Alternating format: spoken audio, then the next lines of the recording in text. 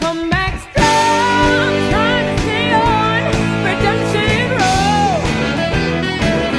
I try to rise, making you surprise, redemption road. За сайн байцгаана уу? Ийхүү манай ээлжид нэвтрүүлэг эхэлж байна. Эх орон таныг дуудаж байна. The humanities are not just a collection of academic disciplines. They are at the core of Western culture. За ийм ойлголт их хүчтэй өрнсөн байдаг. Барууны соёлын суурь нь сүмнэ гэсэн үг. Хүмүүнлэг жайг нь академик суралцгүй цомрлог гэд зогсохгүй барууны соёлын цөмнө болдог гэж онцолж байна. За эргэн шихүүн хүмүүнлэгээр бий болдог. Үр дүн дээр суурилсан үзүүлэлт бүхний хинжүүр болсон зөв бүхэн зарчим дээр тулдаг. Манай төрийн тогтолцоо ердөө хоёр зарчим дээр тулах ёстой болно. Эхнийх нь гадаадын тусгай албаны үйл ажиллагаанаас дархлаа өндөртөө байх, бүхий л гарц бүтэц боломжийг бий болгох, үүнийг зөвхөн найрамдлын нийгэмлэгээс гэдэг тэлэлтэнд оруулах байна. Нөгөөх нь дотоодын хувилдааныг дарах бүтэц гэхээсээ энэ нь хөгжлийн гаргалгаа.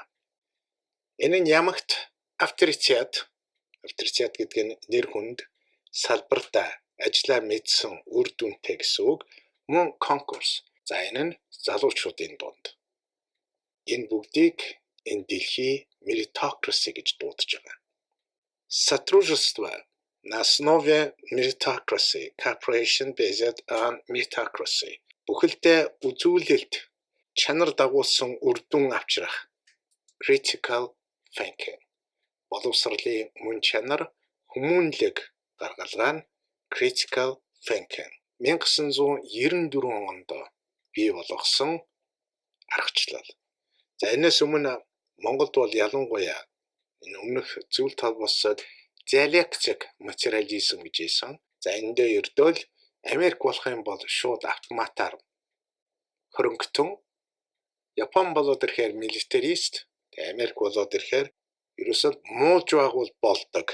Ийм л хэлбэртэй явж исэн. За Сократийн аргачлал нь бол асуулт хариултаас өнрөө очих. 1994 оноос critical thinking энэ үндсэнтэй тагнуудын үйл ажиллагааны сэтгэн бодох аргачлал байсан. За өнөө цагт энэ нь боловсролын тань мэд хүн байслыг тайлах аргачлал болжээ.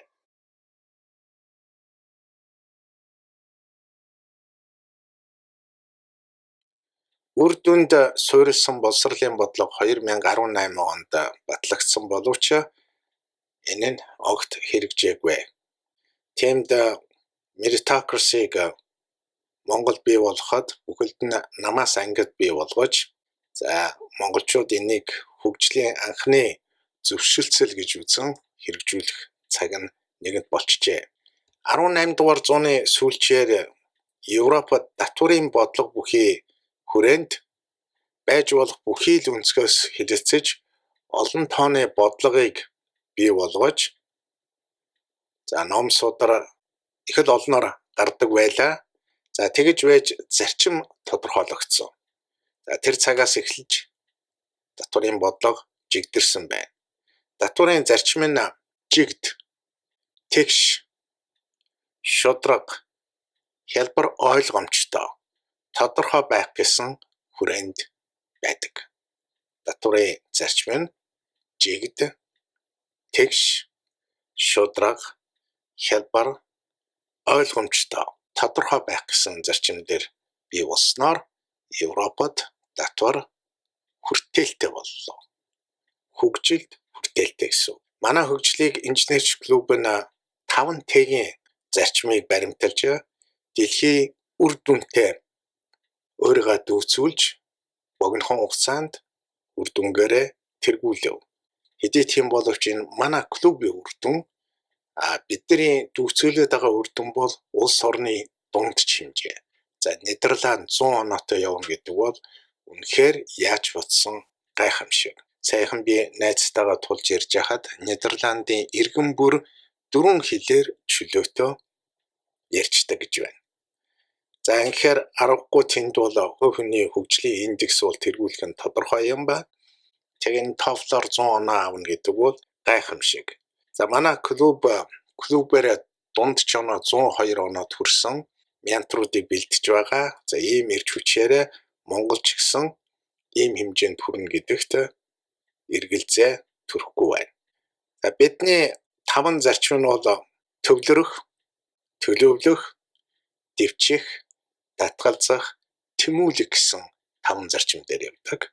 Чи хэрвээ нэг чиглэлд үр дүн гарах гэж байгаа бол тэнд төвлөрөл, төлөвлөх. За төлөвлөх нь бол чи цагийг төлөвлөхгүй энерги төлөвлөнө. Чи үр дүнтэй байхыг хичээж байгаа учраас дэвчих, татгалзах хоёр энэ насны баримтлах зарчим хүн тэмүүлттэй байх ёстой. Монгол улсын хөгжилд ердөө 2 зарчим харгалзаж төрийн бүцэц бүрдэх болох нь байна. За энэ нь бол би дахиж хэлье. Гадаадын нөлөөг бууруулах дархлаа. Хоёр дахь нь дотоодын хувилдаа бүрэлдүүлэхгүй байх гарц.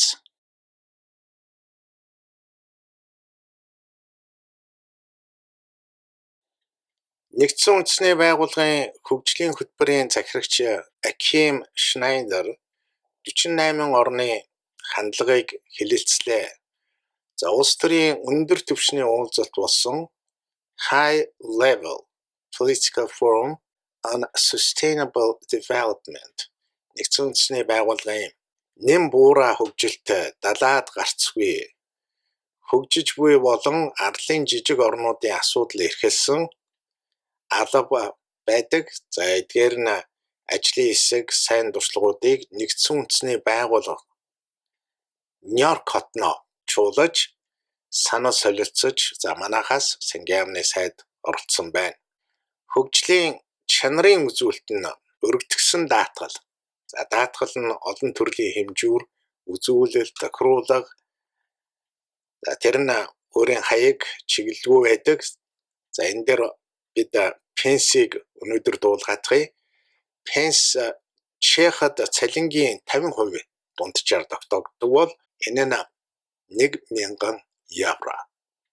За их өндөр сонсогч байгаас Финлянд цалингийн 58, Словен ажилсан хөлсний 62%-ийг, Турк цалингийнхаа 64.5%-ийг, Итали 65%-ийг, Австрали 77, за Испани цалингийнхаа 81-ийг, Люксембург 87, за Грек энэ дээр тэргүүлдэг юм байна. За Грек цайд санхүүгийн хямрал болж исэн. Энэ санхүүгийн хямралаас тун амжилтаа гарсан. Бас л олон улсын валютын сангийн дэлхийн банкны тохируулга ороод энэ хөтөлбөр их амжилтаа өрнөсөн. Ингээ Грек цалингийнхаа 96%-ийг бодд юм байна. Бараг л өмнөх орлогынхаа хэмжээ тэр чигээр болчдөг. За энэ нь бол 2100 евро. 2100 евро. Ийм тэтгэвртэй байдаг байна. За ингээд Монгол улсын зорилго бол 2 санхүүгийн хүртээмжтэй 2 тооцоогоо бодохын. Нэг нь бол нийт иргэдэд бий болох даатгал. За энэ эмчилгээний дадлага. Сингапур энэ чиглэлд бол дэлхийд тэргүүлчихэд байгаа. Бид энэ л хөтөлбөрийг эх орондоо бодит болох ёстой юм. За хоёр дахь нь бол ийм өндөр хэмжээний пенси бий болох. За тэгэхээр бидний пенси фонд гэдгийг тис ондоогоор байгуулах ийм чиглэл бол байгаа. Масловын онолоор аюулгүй байдал нь хүний аюулгүй байдал. За нэг төрөнд бол орчин 21-р зууны дээр эмчилгээний даатгал, ажилтаа болох даатгал, өөрөөр хэлбэл ажлаа алдсны даатгал гэж хэлж болно. За ингээд пенсний даатгал. Пенсийг нэмэлт ололт бий болгожээд бид нар хөрш 2 орноосоо тодорно. За би дээр дэлхийн хэмжээний даатгалын тооцоог дурдлаа.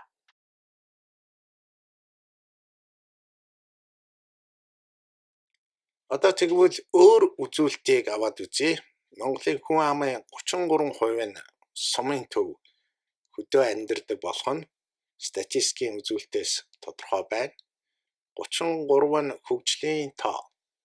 Татарский залив гээд Японоос, Татарский полуостров гээд Крим хүртэл 33 зайсан уул байдгийг би олон жилийн өмнө газрын зураг сонирхож яваад олж исэн. За энэ бол гайхалтай. Ийм л уужим нутагт Монголын соёлын маркетинг өрнөх нөхцөлийг буурал түүх бидэнд үлдээжээ. Одоо энэ уужим орон зайд Чингисийн инх амгалан бүтээсэн түн дээр урлаг нүүдэлчдийн соёл бараг байнга харуулах таата цаг үе нэгэнт үүсэж байна. Өөр нэг зураглал. Дэлгэр уужим тал нутагт 170 мянган малчин өрх. Энэ 300 орчим мянган малчид 66 сая малын буйныг үлдсэн болох нийт 860 мянган өрх айлд түгэж байна. Бүхэл зүйл тоотой холбоотой. За ингээд яг энэ дээр өөр зураглалыг гаргаад ирье. Хойд хөрштэй 8 аймаг, урд хөрштэй 8 аймаг. Үүнд сум орон нутаг малчин өрхийн тархац зэрэгт схем буулгаад хөгжлийн зураглалыг гаргах нь энэ нь бол Монголын хөгжил. Монголын хөгжил ийм л онцлогтой байх ёстой юм. Хүнд очих институцийн хөгжил. Хөдөөнөөс хөгжил эхэлнэ гэдгийг л энд би дурдаад байгаа. 1990 оноос хойш хүн ам 50% өсөж, замал 250%-аар өссөн байна. Хөдөөний хөгжлийн өсөлтийн тон үзүүлэлт. За хүний хөгжлийн индекс үзүүлэлт рүү оруулах хөдөө орон нутагт амьдрах таатай орчин бүрдүүлэх нь доктортой хөгжил 20,030 он. За энэ 17 дугаар зүйлийн 2 заасныг Монголд тусгах. Хөрш орны хөгжил дагсан үзүүлэлт. Тусалцаа дэмжлэг хамтын ажиллагааг тусгах, хандуулах, хамаатуулах, хамруулах, уялдуулах зэрэг болно. Монгол улсын хөгжил нь энэхүү хөрш хоёр орны хөгжилтэй салшгүй холбоотой. Монголын эдийн засгийн хөдөлгөх хүч болох соёлын үеийг өгөгдөлд орлогын гол урсгалыг пенсийн хуваарлт, нэмэгдэл хуваарлт болгож малчтад чиглүүлэх нь төсвийн тэнцэтгэлийн арчлын үзүүлэл байх юм. Довчоор хээр талд байгаа хүндээ хүрнэ гэсэн үг. 90 оноос хойш урт наслалт 10 жилээр өссөн байдаг.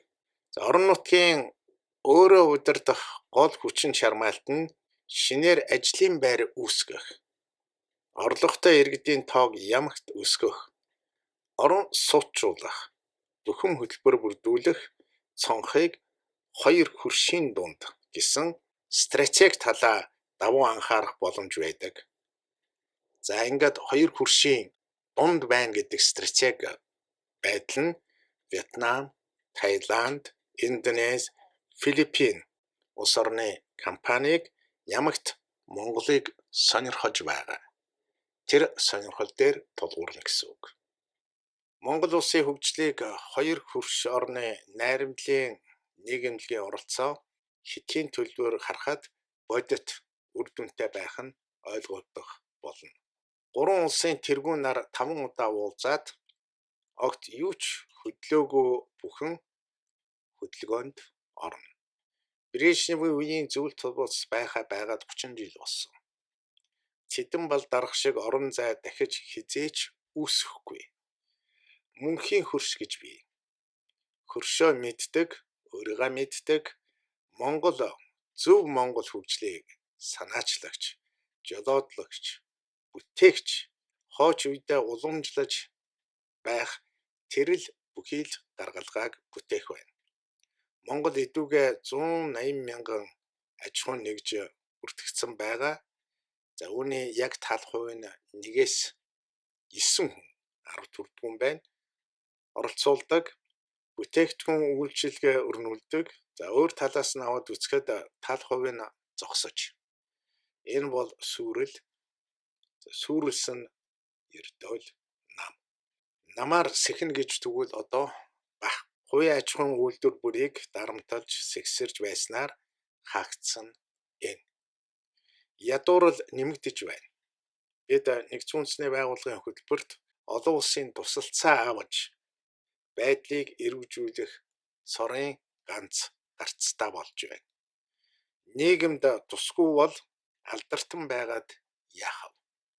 Нийтэд хүртээлгүй бол баян байгаад яах вэ гэдэг сануулга сошиалоор төгссээр.